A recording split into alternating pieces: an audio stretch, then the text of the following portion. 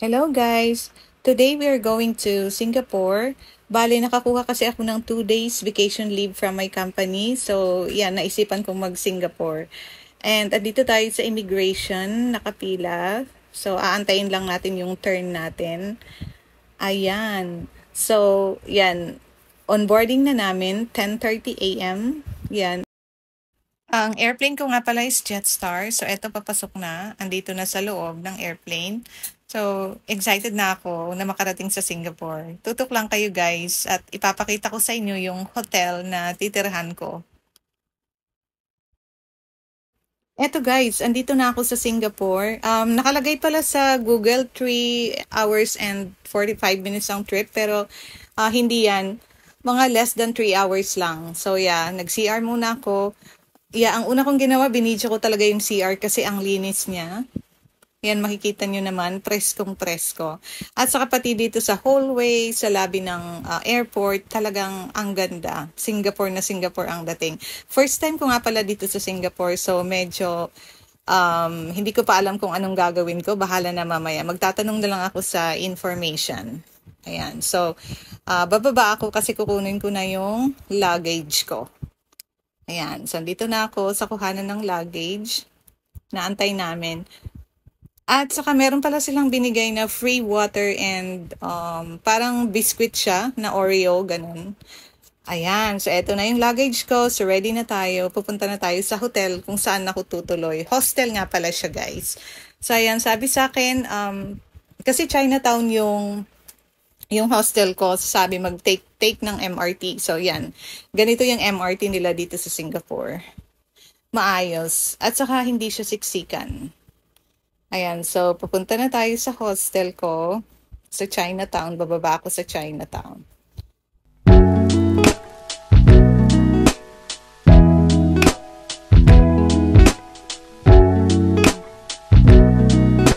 Ayan guys. So, andito na ako sa Chinatown. Actually, napakamatulungin ng mga Singaporeans, yung mga local kasi ginaguide talaga nila ako. Lahat ng mga napagtanungan ko, halos marunong silang mag-English. So, dali para sa akin na hanapin itong Chinatown na to, itong hostel na to. Ayan siya. First impression ko talagang na-amaze ako kasi sobrang linis. Kahit saang parte, sa CR, sa hallway, wala ka talagang makikitang basura. At saka na-amaze din ako sa structures ng mga building dito kasi ang gaganda. Para siyang may hawig sa Spanish structures, parang ganun. Yan. Yeah, from here, natatanong ko na yung hostel ko. Ayun, isi-zoom ko siya. Beat That Arts Hostel. Ito na yung pinakamurang hostel na nakita ko through Agoda, kaya grinab ko na siya agad. Ganito nga pala yung paligid ng hostel na titirhan ko. Ayan, nag-video ako ng konti. Pero itong video nito, umagang-umaga siya. Kaya wala pang mga tao, pa isa-isa pa lang kasi 6 a.m. yata ng umaga. Tapos yung mga restaurants, hindi pa siya naka-open. Ayan. Ayan guys, napaka-instagrammable ng place na to lalo na kapag wala pang dumadaang tao. Kaya kung solo traveler ka, I suggest na magdala ka ng tripod para mapicturan mo kahit papaano yung sarili mo at saka ma-video mo din. Eto guys, ang gaganda talaga kahit dito sa side na to, makita nyo super linis at ang gaganda ng mga buildings. Pero ang goal ko naman for this video is to show you the hostel that I'm staying at. So, tara, pasok tayo sa loob ng hostel at ipapakita ko sa inyo yung kabuuan. Nga pala, na-shoot ko siya gabi kaya medyo madilim yung camera. Eto, nasa second floor tayo at bumungad sa yung lagayan ng mga sapatos. At eto yung reception. Beat That Arts Hostel. Yan, okay naman yung mga receptionist, mababait naman sila at saka matatas sila kung mag-English kaya walang problema.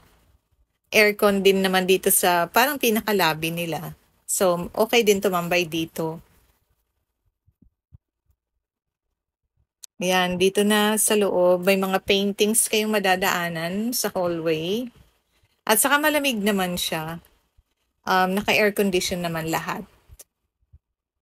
Ayan, so dito yung hallway ng room kung saan ako nagpa-reserve.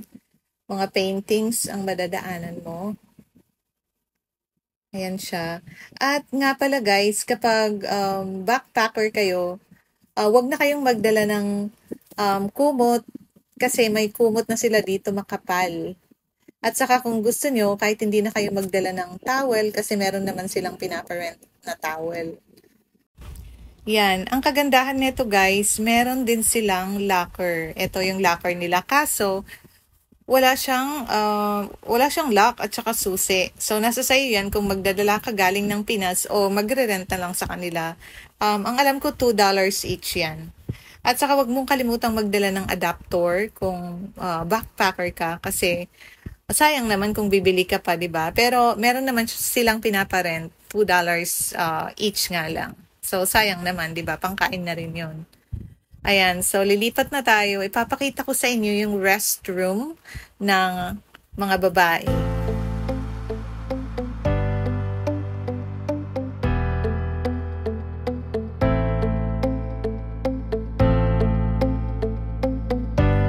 Ayan, so andito lang siya malapit sa receptionist.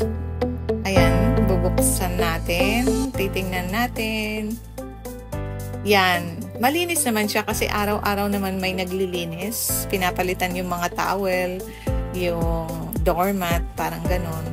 Yan. Tapos may blower na rin siya. Huwag ka nang magdala ng blower. Kompleto na. Yung shower nila, parang 4 yata yun. May hot and cold water. Ayan, at saka malinis din. Malakas din naman yung buga. Kaya mag-e-enjoy ka talagang mag-shower kasi mainit dito sa Singapore. At saka sa lababo, malakas din naman yung tubig sa lababo. Walang problema. Kung magto-toothbrush ka, maghuhugas ng kamay, mabilis lang. Ayan, so yung toilet, meron yatang 3. Tapos meron isang toilet and bath doon sa pinakadulo. At saka dito guys, hindi nyo na kailangan ng tissue paper kasi pinapalitan nila yan. Kompleto na. Yan. Sa labas tayo at ipapakita ko sa inyo yung kung saan kami tumatambay at nagkakape. Dito siya banda. Ayan, titingnan natin. Dito guys, kung dito ka titira, marami kang makikitang iba-ibang lahi. Ayan, ito yung nakaupong babae na yan. Egyptian siya, galing siya ng Egypt. Nagbakasyon siya dito daw ng 1 month. Ayan, siya may ceiling fan. Ayan, malinis din naman. Tapos, ang kagandahan nito guys, meron na silang ibibigay na libreng kape. So, 3-in-1 coffee pero masarap. Meron na rin silang tea. Ayan. At saka, pwede kang mag-init ng pagkain mo dito kasi may oven na rin. Kapag may natira ka, pwede mong ilagay sa ref at initin mo dyan sa oven. Ayan yung ref nila. Malaki naman. So, kung maglalagay ka dyan sa ref, kailangan daw may takip. At saka susulatan mo ng pangalan mo kasi may marker naman na nakalapag doon sa lababo. Ayan. Diyan. Ayan. Tapos meron na rin siyang hot and cold water kung gusto mong magkape mo ng malamig na tubig. Yan, kompleto. At saka dito, meron na siyang mga mug, mga baso, mga kutsara. Pwede mong hiramin. At saka malakas din naman yung flow ng tubig dito sa lababo pag maghuhugas ka ng kamay. Ayan. So, super nagustuhan ko talaga yung hostel na to kasi nandito na lahat ng pangangailangan mo bilang backpacker. So, kahit damit na lang yung dalhin mo, okay lang. So, tara, magkape tayo. Sakto inaantok ako. Thank you so much for watching guys and sana nakatulong ako sa pagpili ng hotel na matitirhan nyo dito sa